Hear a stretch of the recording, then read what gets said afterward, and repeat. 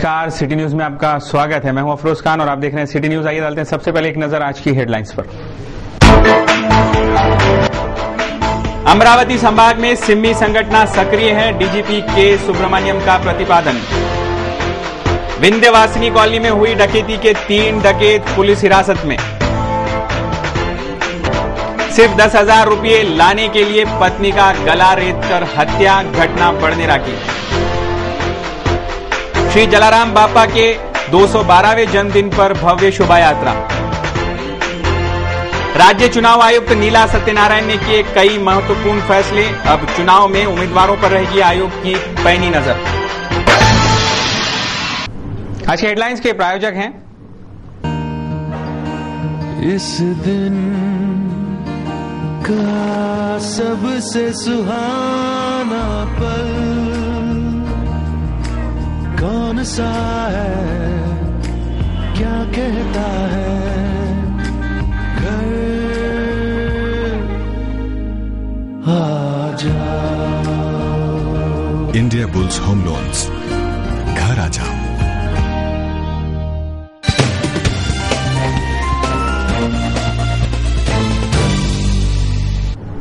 City news में फिर से आपका स्वागत है। अब देखते हैं शहर का आईना एवं विस्तृत समाचार।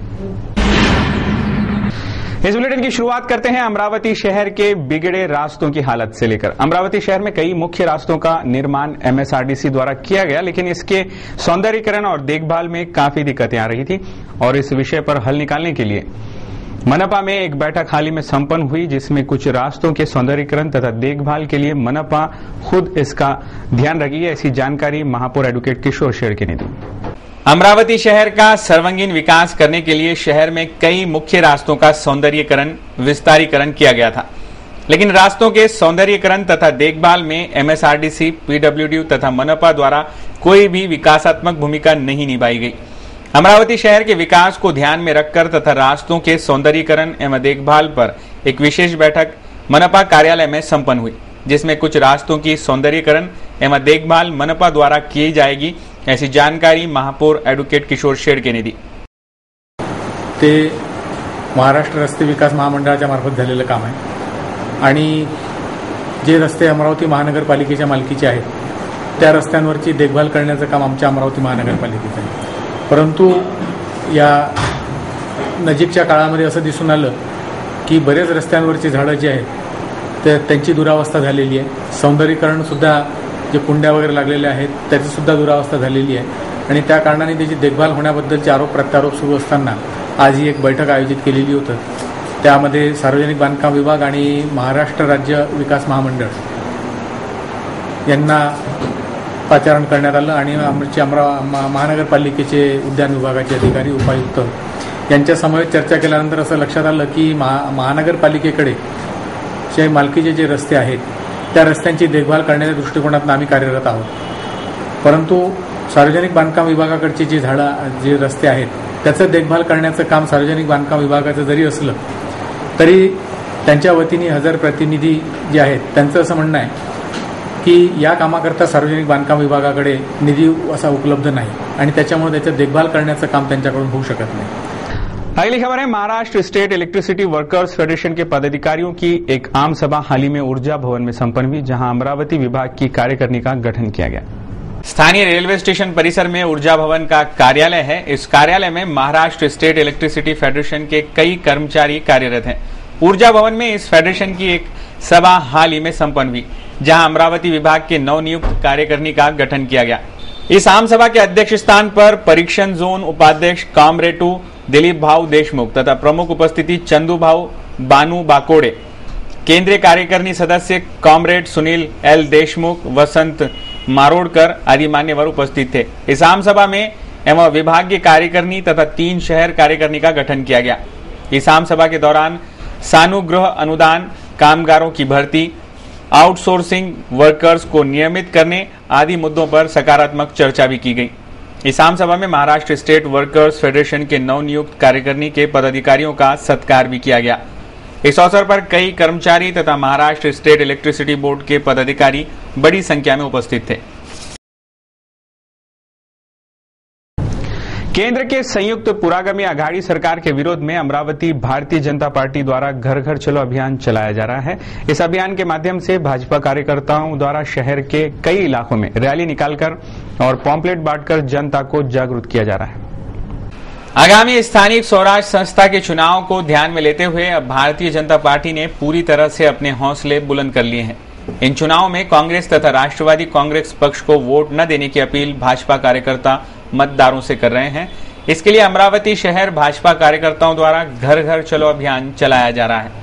इस अभियान की शुरुआत मंगलवार को जवाहर गेट परिसर में की गई, जहां कई भाजपा कार्यकर्ताओं ने भ्रष्टाचारी तथा महंगाई बढ़ाने वाली संयुक्त पुरागमी अघाड़ी केंद्र सरकार के विरोध में रैली निकालकर तथा पत्रक बांटकर आगामी चुनाव में कांग्रेस राष्ट्रवादी कांग्रेस पार्टी को वोट न देने की अपील मतदारों से की है।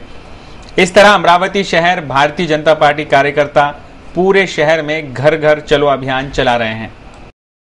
भारतीय जनता पार्टी जनता युवा मोर्चा तर्फे व भारतीय जनता पार्टी अमरावती शहर जिल्ह्यातर्फे घर चलो अभियानाची सुरुवात आम्ही मार्केट एरियापासून केलेली आहे। माझ्या हातामध्ये जे पत्रक आहे हे पत्रक आम्ही पूर्ण जनतेपाशी घरोघरी पोहोचवतो आहे आणि त्यांच्याकडनं हे अशा प्रकारचं शपथपत्र लिहून घेतो आहे। त्याच्यामध्ये स्पष्ट लिहिलेलं आहे की यापुढे आयुष्यामध्ये मी राष्ट्रवादी काँग्रेस आणि काँग्रेसला मतदान करणार नाही। या देशाचा जो सत्यानाश केलेला आहे त्याचा संपूर्ण कच्चा चिठ्ठा या याच्यामध्ये दिलेला आहे आणि भारतीय जनता पार्टीच पर्याय का आहे हे सुद्धा हे दाखवण्याचा प्रयत्न आम्ही यामधून केलेला आहे।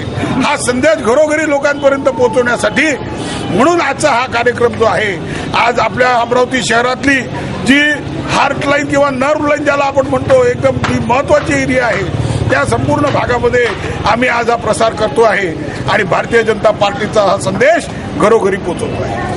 अगली खबर है जो आपको झिंझोड़ सकती है। व्यापार के लिए मायके से 10,000 रुपए लाने की मांग पूरी न होती देख आरोपी पति ने अपनी पत्नी को शारीरिक व मानसिक तकलीफें तो दी ही और वो साथ में उसे कई परेशानियां भी दे रहा था। इसी दौरान 24 अक्टूबर को आरोपी पति ने क्रूरता की हद पार करते हुए 7 माह की गर्भवती पत्नी का गला दबाकर हत्या कर दी।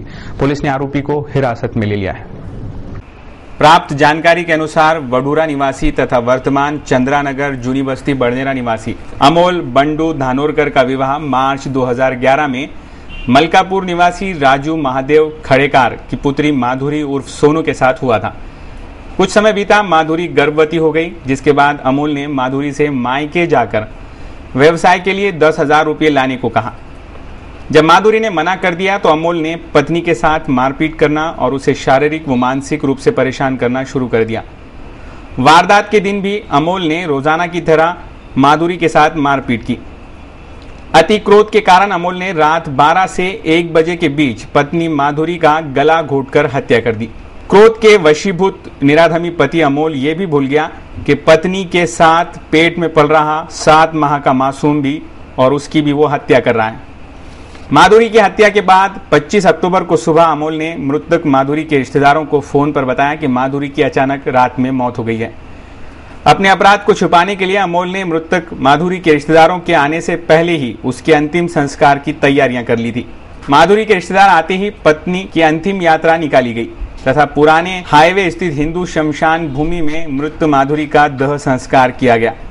माधुरी के पिता को माधुरी की अचानक मौत खटकने लगी और माधुरी के पिता राजू खड़ेकार ने दीपावली के दिन 26 अक्टूबर को अपने दामाद अमोल धानोरकर के खिलाफ बड़नेरा पुलिस थाने में शिकायत दर्ज कराई। माधुरी के पिता द्वारा कराई शिकायत के आधार पर पुलिस द्वारा प्राथमिक जांच शुरू की गई। जहां आरोपी रहता था वहां के पड़ोसियों के बयान लिए गए। तब स्पष्ट हुआ कि माधुरी की मौत अचानक नहीं हुई बल्कि उसकी हत्या की गई है। बड़नेरा पुलिस ने तत्काल आरोपी अमोल को बड़नेरा पुलिस थाना बुलवाया और जैसे ही उस पर पुलिस ने दबाव बनाया, आरोपी पति अमोल ने तोते जैसा सारा गुनाह कबूल कर लिया। बड़नेरा पुलिस ने आरोपी को गिरफ्तार कर न्यायालय से 7 दिनों का पीसीआर मांगकर आरोपी से आगे की जानकारी लेना शुरू कर दी है। Crime report, city news. Sant Shiromani पूज्य श्री जलाराम बापा के 212वीं जयंती दिन के उपलक्ष्य में शहर में भव्य शोभा यात्राओं का आयोजन किया गया। इस आकर्षक शोभा यात्रा से पूरा शहर गूंज उठा था। स्थानीय श्री जलाराम सत्संग मंडल भक्तिधाम अमरावती की ओर से संत शिरोमणि पूज्य श्री जलाराम बापा इनकी 292वीं जयंती बड़े ही उत्साह से मनाई गई। श्री जलाराम बापा की जयंती पर बुधवार को सुबह 8 बजे भव्य आकर्षक शोभा यात्रा निकाली गई। ढोल ताशे नगाड़ों की गूंज से तथा पटाखों की आतिशबाजी से ये शोभा यात्रा जनार्दन पेट, चूनाभट्टी, बूटी प्लॉट, जयस्तंभ चौक, राजकमल चौक से राजापेट मार्ग से गुजरकर साईनगर स्थित भक्तिधाम मंदिर पहुंची। इस शोभा यात्रा में श्री जलाराम बापा की प्रतिमा की स्थापना फूलों से सजे एक रथ में की गई। इस शोभा यात्रा में आकर्षक झांकियां, भगवान की प्रतिकृतियां तथा रंगारंग वस्त्र परिधान करके शोभा यात्रा में सहभागी भक्तगण और जलाराम बापा की जय के नारे से पूरा शहर गूंज उठा। शहर के विभिन्न इलाकों में इस शोभा यात्रा का स्वागत भी हुआ तथा भक्तों ने दर्शन भी किए। संत शिरोमणि श्री जलाराम बापा के 292वीं जयंती के दिन पर श्री जलाराम सत्संग मंडल द्वारा भक्तिधाम मंदिर में विभिन्न कार्यक्रम संपन्न किया गया। अगली खबर है डकैती और चोरी से संबंधित। हाल ही में जूना बाईपास रोड स्थित विद्यावासिनी कॉलोनी में डकैती करने वाले 7 आरोपियों में से 3 आरोपियों को फ्रेजरपुरा पुलिस ने रामनगर के रुशक कॉलोनी से गिरफ्तार कर लिया है। इस टोली का मुख्य आरोपी मुंबई का है, जिसके लिए पुलिस का एक दल मुंबई रवाना किया जा चुका है। कई दिनों से लगातार चोरी डकैती की वारदातों से परेशान पुलिस कमिश्नर द्वारा गहन जांच के बाद आरोपियों को गिरफ्तार करने में कामयाबी हासिल हुई है। फ्रेजरपुरा पुलिस थाना अंतर्गत रामनगर निवासी किशोर टावरी के यहाँ कुछ दिनों पहले 4 लाख रुपयों की चोरी करने के मामले में एक बाल गुनहगार सहित 4 आरोपियों को गिरफ्तार किया गया था, जिसमें नांदगांव खंडेश्वर के शुभम पवार का भी समावेश था। गिरफ्तार आरोपियों ने अनेक अपराध करने की कबूली की है। ये सभी डकैत चोरी करने के बाद बड़नेरा रोड स्थित होटल मोहिनी पहुंचते थे। वहां शराब पीने के बाद ये लुटेरे अपने शरीर पर लेडीज कॉस्मेटिक लगाकर फिर दूसरे घटना को अंजाम देने के लिए निकल जाते थे। ये आरोपी लूट का सोना मुंबई के एक सराफा व्यापारी को बेच देते थे। थानेदार सत्यनारायण जायसवाल के मार्गदर्शन में एक दल बाकी के आरोपियों की तलाश में मुंबई रवाना किया गया है। इन गिरफ्तार आरोपियों से 5 नए मोबाइल भी जब्त किए गए हैं, जिनकी कीमत लगभग 75,000 रुपये बताई गई है। चोरों ने अमरावती में 12 डकैती व चोरियों की कबूली दी है। पुलिस मामले की आगे की जांच कर रही है। Crime report city news. रुक करेंगे अगली खबर का। गांजे की अवैध तस्करी करने वाले आरोपी को बड़नेरा पुलिस ने गांधी विद्यालय के पास से 50,000 के गांजे के साथ गिरफ्तार कर लिया। बड़नेरा स्थित गांधी विद्यालय के पास यास्मीन नगर निवासी गांजा तस्कर प्यारे खां उर्फ अजमत खां वल्द रहमत खां को गुप्त सूचना के आधार पर बड़नेरा पुलिस द्वारा गांधी स्कूल में गांजे की अवैध रूप से एक वाहन द्वारा तस्करी किए जाते समय रंगे हाथों गिरफ्तार किया गया। इस समय आरोपी सहित 46,000 का 9 किलो 200 ग्राम गांजा जब्त किया गया है। Crime report city news. अगली खबर है। एक सांध्य दैनिक अखबार के संचालक पुरुषोत्तम अग्रवाल को पुलिस द्वारा गैर जरूरी व अन्यायकारी गैर जमानती वारंट को आधार बनाकर रात 12 बजे आताताई तरीके से बंदी बनाए जाने से नाराज अग्रवाल दंपति ने पुलिस आयुक्त व जिलाधिकारी कार्यालय पर और इस परिसर में काले कपड़े पहन पुलिस का निषेध किया और बैनर हाथ में लेकर आत्मक्लेश सत्याग्रह आंदोलन किया। आत्मक्लेश आंदोलन के दौरान पुरुषोत्तम अग्रवाल ने बताया कि विगत 17 सितंबर 2011 को स्थानीय प्रथम श्रेणी न्याय दंडाधिकारी द्वारा उनके खिलाफ जारी किए गए गैर जरूरी व अन्यायकारी गैर जमानती वारंट को आधार बनाकर पुलिस ने रात 12 बजे के लगभग आततायी तरीके से बंदी बनाया तथा उनके कपड़े उतरवाकर उन्हें हवालात में डाल दिया। गिरफ्तार करने पुलिसकर्मी ड्रेस पर भी नहीं थे। इतना ही नहीं तो उन पुलिसकर्मियों ने उन्हें वारंट भी नहीं दिखाया। गैर जमानती वारंट तामील करने की मियाद 3 अक्टूबर 2011 तक होने के बावजूद भी उन्हें सोचे समझे साजिश के तहत जानबूझकर शनिवार रात को बंदी बनाया गया ताकि रविवार को उन्हें वे हवालात में रख सके। इतना ही नहीं तो हथकड़ियां दिखाकर उन्हें मानसिक रूप से प्रताड़ित भी करने की कोशिश की गई। अग्रवाल दंपति का कहना था कि वे 40 वर्षों से पत्रकारिता कर रहे हैं। सामाजिक व राजनीतिक क्षेत्र में भी वे कार्यरत है। पुरुषोत्तम अग्रवाल एवं सौ अग्रवाल का कहना रहा। पिछली 15 सितंबर को कोर्ट नंबर 4 में अमरावती मंडल के संपादक अनिल अग्रवाल द्वारा दाखिल किए गए 2 मानहानि के मामले में हमारी पेशी थी। उस पेशी पर मैं, मेरी पत्नी और हमारे प्रेरणापुंज के प्रबंध संपादक किशोर गोयनका तीनों मौजूद थे। पुकारा होने पर मजिस्ट्रेट के सामने पेश हुए थे और मजिस्ट्रेट से परवानगी लेकर ही हम हमारे प्रेस के काम से घर निकले थे। बाद में हमें पता चला कि मजिस्ट्रेट ने दोबारा पुकारा किया और हम गैरहाजिर करके हमारा नॉन बेलेबल वारंट जारी किया। हमारे वकील ने जब उसका विरोध किया तो मजिस्ट्रेट ने हमारे वकील को कहा कि ये गलत हो गया है, लेकिन इसको हम एग्जीक्यूट नहीं करेंगे। बावजूद इसके हमारे अपोनेंट वकील ने अदालत को मैनेज करके वहाँ से वारंट निकलवाया, नॉन बेलेबल वारंट निकलवाया और उस वारंट का दुरुपयोग कर पुलिस आयुक्त ने शनिवार रात को यानी हमको बहुत ही गलत तरीके से गिरफ्तार कर हमको गुंडे बदमाशों जैसी यातना देने की कोशिश की। उसी के विरोध में हम लोग यहाँ आज ये आत्मक्लेश सत्याग्रह कर रहे हैं। हम पेपर वाले पुलिस आयुक्त के खिलाफ कई बार उनकी गलत बातों को मुखर ढंग से प्रकाशित कर चुके, लेकिन इस तरीके से पुलिस आयुक्त द्वारा हमसे बदला लेना, पुलिस आयुक्त पे क्यों आशंका, ये भी बताना चाहूंगा कि जो वारंट निकलते अदालत से वो संबंधित थाने के पास जाते, लेकिन यहाँ पुलिस आयुक्त ने जानबूझकर क्राइम ब्रांच के लोगों को रातों रात उस पर अमल करने के आदेश दिए और उसके मुताबिक हमको रात को हथकड़ियां चमकाकर हमको प्रताड़ित करने की कोशिश की गई। ये सब जो अन्याय हुआ है उसके खिलाफ हम आज ये आत्मक्लेश सत्याग्रह कर रहे हैं। रुक करेंगे अगली खबर का। महाराष्ट्र प्रदेश के डायरेक्टर जनरल ऑफ पुलिस के सुब्रमण्यम का बुधवार के दिन अमरावती आगमन हुआ। इस दौरान डीजीपी ने पुलिस अधिकारियों के साथ कानून व्यवस्था को लेकर एक महत्वपूर्ण बैठक ली। चल रही महत्वपूर्ण बैठक के मध्यांत काल में डीजीपी के सुब्रमण्यम मीडिया प्रतिनिधियों से रूबरू हुए और बताया अमरावती शहर की कायदा व्यवस्था अच्छी है। मुंबई विस्फोट के विषय पर बताया पुलिस विभाग की जांच सही दिशा में चल रही है। इसी तरह बताया अब नक्सलाइट क्षेत्रों का दौरा करेंगे और वहां की परिस्थितियां सुधारेंगे। साथ ही ये भी बताया कि अमरावती संभाग में सिम्मी संगठन सक्रिय है तथा सिम्मी के कार्यकर्ता होने की बात कही और बताया उनकी करतूतें रोकने के लिए उनकी गोपनीय जानकारियां लेना जारी है।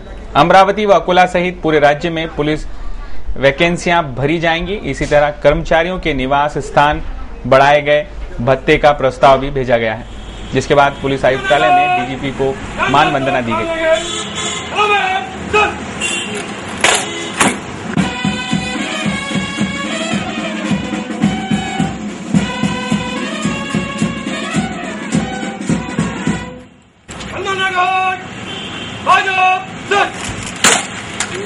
प्रत्येक ठिकाणी आम्ही चार्ज घेतल्यानंतर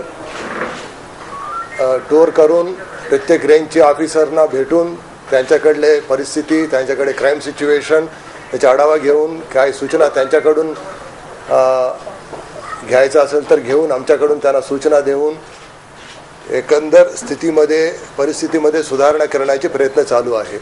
सर्वसाधारणपणे कायदा आणि सुव्यवस्थेची स्थिती आणि क्राईमच्या परिस्थिती समाधानकारक आहे। फक्त अमरावती अकोला या ठिकाणी असं नाही आहे, प्रत्येक ठिकाणी वेकन्सीचा प्रॉब्लेम आहे, प्रत्येक ऑर्गनायझेशनमध्ये वेकन्सीचा प्रॉब्लेम आहे, प्रामुख्याने PSA लेवलमध्ये। त्याच्यामुळे आता बरेचसे कारण आहे। MPSच्या रिक्रुटमेंट बरेच वेळ थांबलं होतं मध्ये, त्यानंतर रिक्रुटमेंट झाल्यानंतर आता प्रशिक्षण चालू आहे EPAमध्ये, तर 1200 लोक आता येणार आहे। त्याच्यानंतर आम्ही पुन्हा डिस्ट्रीब्यूट करू। त्यावेळेला अमरावती आणि विदर्भ या ठिकाणी जास्तीत जास्त मनुष्यबळ देण्याची प्रयत्न। देशव्यापी दौरे की शुरुआत अमरावती की जाहिर सभा से करने के उद्देश्य से 6 नवंबर के दिन इंडिया अगेंस्ट करप्शन के राष्ट्रीय समन्वयक अरविंद केजरीवाल का अमरावती आगमन होगा। ऐसी जानकारी आयोजित एक पत्रकार परिषद में रूपेश पुन ने दी। सरकार द्वारा फैलाई जा रही अफवाहें व निर्माण किए गए संभ्रम का उत्तर देने के लिए यह आंदोलन शुरू किया जा रहा है, जिसमें लाखों की संख्या में जनता को उपस्थित होने का आह्वान आयोजकों ने किया है। पत्रकारों से रूबरू होते हुए बताया देश में सबसे ज्यादा किसान आत्महत्या पीड़ित जिले में आकर भ्रष्टाचार और आत्महत्या के लिए कैसा जवाबदार है, इस पर भी प्रकाश डाला जाएगा। पीपल फॉर इंडिया फोरम द्वारा आयोजित ये सभा 6 नवंबर को कई भ्रष्टाचार विरोधी संगठनों का इसमें विशेष योगदान। इस सभा से पूर्व मोटरसाइकिल रैली व डोनेशन बॉक्स रैली निकाली जाएगी। इस विषय पर रूपेश पुन ने सिटी चैनल को विस्तृत जानकारी देते हुए बताया, रविवारी 3 वाजेपासून तर संध्याकाळी 6:30 वाजेपर्यंत श्री अरविंद केजरीवाल आपल्या अमरावती शहराला लागणार आहेत। गेल्या आठवड्यात त्यांच्याशी झालेल्या चर्चेदरम्यान ही निश्चिती झाली. असंतोष प्रचंड प्रमाणात असल्यामुळे अमरावती शहरामध्ये जे जनआंदोलन पेटलं त्याच्या प्रतिसादार्थ अरविंद केजरीवाल येत आहेत. अरविंद केजरीवाल यांची सभा यशस्वी करण्याकरता उद्या एका रॅलीचं आयोजन करण्यात येणार. ही रॅली शहरभर जनरॅली करेल आणि पैसे सुद्धा जमा करेल या सभेच्या यशस्वीतेसाठी. 3 वाजेपासून तर 6:30 वाजेपर्यंत रविवारी ही सभा आहे. याची रूपरेषा अशी असणार की सुरुवातीला एक प्रेस कॉन्फरन्स स्थानिक स्तरावरची 3 ते 4 या दरम्यान, त्यानंतर 4 ते 6:30 ही जाहीर सभा आहे. त्याचा शेवटचा टप्पा म्हणजे आपण नितीन वागळे आयबीएन लोकमत यांना आमंत्रित केली आहे प्रगट मुलगीसाठी. सगळ्यात शेवटचा सभा प्रगट मुलांनंतर संपणार आहे. जर अरविंद केजरीवाल आपल्यासोबत जास्त वेळ थांबण्यासाठी तयार असले तर स्थानिक गणमान्य लोकांसोबत भेट घालून आपल्या स्थानिक भ्रष्टाचाराच्या मोठ्या विषयांवर त्यांच्याशी चर्चा करण्याचा प्रयत्न करणार. अगली खबर है, आगामी स्वराज संस्थाओं के चुनाव को मद्देनजर रखते हुए महाराष्ट्र राज्य चुनाव आयोग की आयुक्त नीला सत्यनारायण का हाल ही में अमरावती दौरा हुआ और इसी बीच उन्होंने मीडिया को संबोधित करते हुए कई महत्वपूर्ण जानकारियां दी और बताया कि इस चुनाव में उम्मीदवारों पर पैनी नजर रखेगा आयोग. राज्य की मुख्य चुनाव आयुक्त श्रीमती नीला सत्यनारायण मंगलवार को अमरावती मनपा के आगामी चुनाव की प्रभाग रचना व प्रभाग आरक्षण को लेकर प्राप्त हुए आक्षेपों पर सुनवाई हेतु महानगर पधारी थी. श्रीमती सत्यनारायण ने कुल 36 आक्षेपकर्ताओं की शिकायतें सुनी और निगमायुक्त को इस प्रभाग बाबत निरीक्षण कर कार्रवाई करने के निर्देश दिए. स्थानीय विश्राम भवन में सुबह 10 बजे से इस चुनाव की प्रभाग रचना एवं आरक्षण को लेकर सुनवाई की शुरुआत हो गई थी. कुछ प्रभागों की रचना गलत है तो कुछ प्रभागों का आरक्षण घोषित करते समय वहां के जाति निहाय मतदाताओं की संख्या पर ध्यान नहीं दिया गया था. इस तरह के कुल 44 आक्षेप प्राप्त हुए थे, जिनमें से सुनवाई के दौरान 44 में से 36 आक्षेपकर्ता मनपा में मौजूद थे. इन 36 लोगों में प्रभाग रचना पर आक्षेप लेने वाले 20 आक्षेपकर्ता ही उपस्थित थे, जबकि प्रभाग रचना पर 25 शिकायतें मिली थी. प्रभाग आरक्षण को लेकर 2 आक्षेप आए थे, लेकिन सुनवाई के दौरान केवल एक ही आक्षेपकर्ता उपस्थित था. त्यांनी जी प्रभाग रचना केलेली आहे त्याच्यात जर एखाद्या व्यक्तीने किंवा काही व्यक्तीने असं मांडलं असेल की हा भाग इथे जोडावा किंवा हा भाग इथनं काढावा, तर तो आपल्या नियमात आपल्या निकषात बसतो की नाही बघून त्यांची जर सोय होत असेल तर निश्चितच ती तेवढी ॲडजस्टमेंट करणार आहे. सुनवाई के पश्चात ली गए पत्र वार्ता में राज्य चुनाव आयुक्त नीला सत्यनारायण ने बताया कि स्थानिक स्वराज्य चुनाव पर नजर रखने हेतु एवं पेड न्यूज प्रकरण पे स्थानिक समितियां गठित करने के निर्देश निर्गमित कर दिए गए हैं. इन स्थानिक समितियों में नियुक्त सदस्य पेड न्यूज पर ध्यान रखेंगे. मतदान केंद्रांवर सावलीची व्यवस्था, पिण्याच्या पाण्याची व्यवस्था, स्वच्छतागृहांची व्यवस्था आणि जे लोक अपंग आहेत किंवा ज्यांना सहज शक्य नसतं पायऱ्या चढणं अशांसाठी रॅम्पची व्यवस्था आणि असे रॅम्प्स उभारा की ज्याच्यावर ही मंडळी किंवा त्यांच्या गाड्या व्यवस्थित वर चढू शकतात. सर्वात महत्त्वाचा बदल या निवडणुकात तुम्हाला असा दिसेल की प्रत्येक कॉर्पोरेशननी, प्रत्येक काउन्सिलनी आणि प्रत्येक जिल्हा परिषदेनी स्वतःची वेबसाईट सुरू केलेली आहे आणि ही वेबसाईट आमच्या वेबसाईटशी लिंक झालेली आहे, ज्याच्यामध्ये कुठल्याही मतदाराला आपलं नाव इंग्लिश किंवा मराठीत टाकून आपण मतदार आहोत की नाही हे सहज बघता येईल. ज्यांच्याकडे स्वतःजवळ नेट नाही आहे किंवा कॉम्प्युटरची व्यवस्था नाही आहे त्यांना सायबर कॅफेमध्ये जाऊन किंवा जिथे ती व्यवस्था उपलब्ध आहे तिथे जाऊनसुद्धा बघता येईल. तर त्याचं डेमॉन्स्ट्रेशनसुद्धा तुम्ही कॉर्पोरेशनमध्ये किंवा काउन्सिलमध्ये किंवा जिल्हा परिषद जे काय तुम्हाला सोयीचं असेल तिथे जाऊन तुम्ही बघू शकता. आणि त्यानुसार मला असं वाटतं की हा एक मोठा प्रयोग आम्ही केलेला आहे. उसी तरह चुनाव में लगने वाले पुलिस बल एवं होमगार्ड का अलग से अधिभार अदा किया जाएगा. मतदान यंत्र अधिक सुरक्षित रखने की ओर उपाय योजना के निर्देश भी जारी कर दिए गए हैं. उसी तरह इस चुनाव में चुनाव खर्च कम से कम हो इस ओर ज़्यादा भर दिया जाएगा, ऐसी जानकारी भी इस पत्रवार्ता में दी गई. दुसरी एक महत्त्वाची गोष्ट आम्ही करतो आहोत म्हणजे की आपल्या निवडणुकांच्या बंदोबस्तासाठी आपण पोलीस बळाचा वापर तर करतो, परंतु शहरभर दिवसरात्र काम करणारे पोलीस यांना आपण मानधन देत नाही. फक्त जे पोलिंग बूथवर असतात त्याच पोलिसांविषयी आपण जागरूक असतो.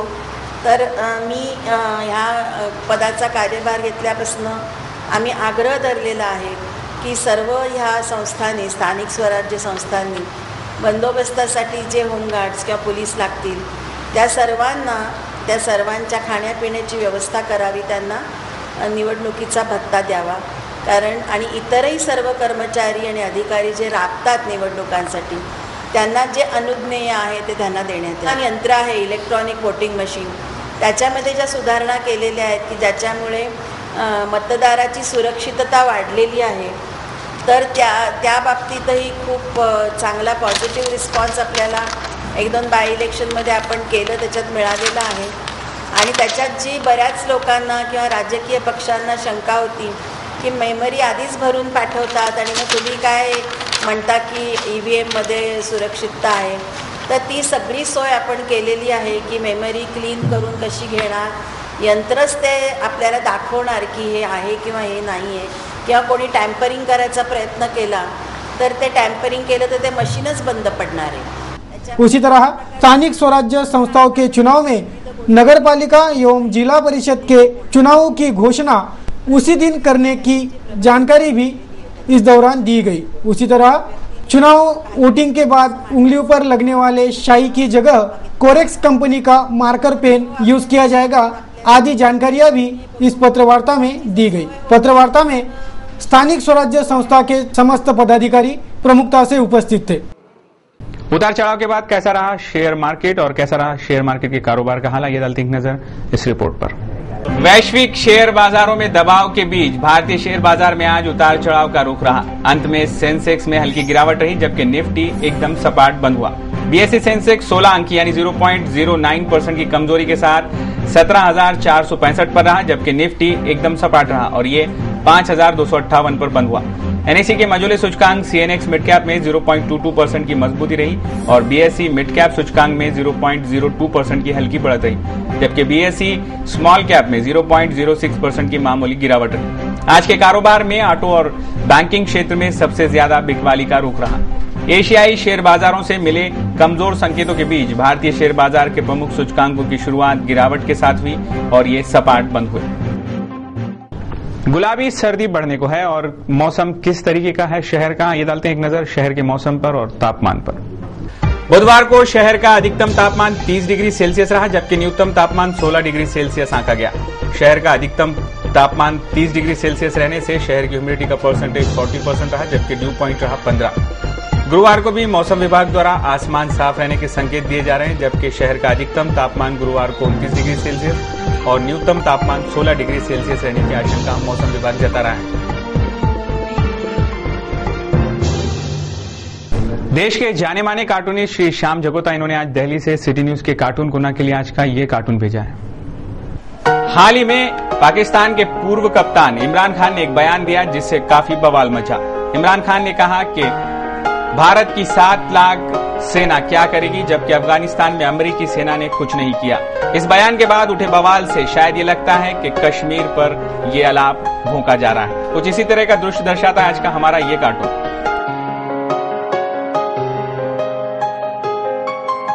तो ये थे अब तक के समाचार, एक बार फिर से नजर डालेंगे आज की हेडलाइंस पर। अमरावती संभाग में सिम्मी संगठन सक्रिय है, डीजीपी के सुब्रमण्यम का प्रतिपादन। विंध्यवासिनी कॉलोनी में हुई डकैती के 3 डकैत पुलिस हिरासत में। सिर्फ 10,000 रुपये लाने के लिए पत्नी का गला रेतकर हत्या, घटना बड़नेरा की। श्री जलाराम बापा के 212वें जन्मदिन पर भव्य शोभा यात्रा। राज्य चुनाव आयुक्त नीला सत्यनारायण ने किए कई महत्वपूर्ण फैसले, अब चुनाव में उम्मीदवारों पर रहेगी आयोग की पैनी नजर। सिटी न्यूज के बारे में आप अपने सुझाव एवं विचार हमें भेज सकते हैं हमारे इस पते पर। हमारा पता है सिटी न्यूज कार्यालय, धनराज लाइन, सक्कर 7, अमरावती। हमारा फोन नंबर है 25638333। इस समाचार के माध्यम से हम आपको देते रहेंगे शहर की तरोताजा खबरें।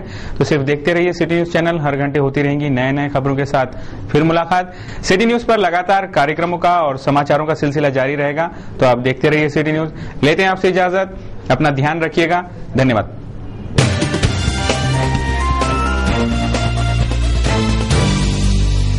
आपके 4 व्हीलर का सपना पूरा कीजिए साई कार्स के साथ। 15 वर्षों से ग्राहकों की सेवा में कार्यरत, विनम्र और तत्पर सेवा में सुसज्ज शोरूम।